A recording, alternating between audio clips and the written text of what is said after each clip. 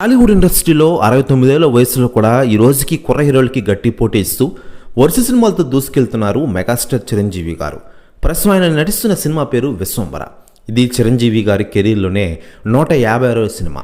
ఇకపోతే ఈ సినిమాని వచ్చేడాది సంక్రాంతికి రిలీజ్ చేయాలని చూశారు.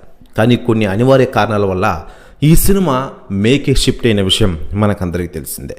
ఈ సినిమా అయిపోయిన వెంటనే మెగాస్టార్ చిరంజీవి గారు తన పెద్ద కూతురు నిర్మాణంలో మరో సినిమాలో నటించిన విషయం మనకందరికీ తెలిసిందే.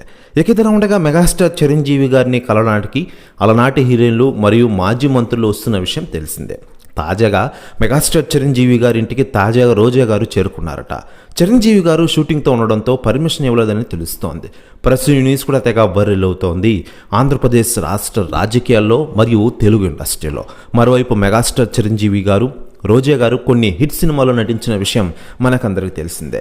గత కొంతకాలంగా రాజకీయాల్లో చిరంజీవి గారు రోజా మధ్య విమర్శలు జరుగుతున్న విషయం తెలిసిందే.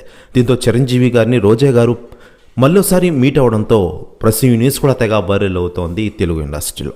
మరోవైపు మెగాస్టార్ చిరంజీవి గారు నటిస్తున్న విశ్వంబర సినిమా వచ్చేటది గ్రాండ్గా రిలీజ్ చేయనున్న విషయం మనకందరికీ తెలిసిందే. ఇప్పటికే ఈ సినిమా సోషల్ ఫ్యాంటసీ అని ముద్రపడింది.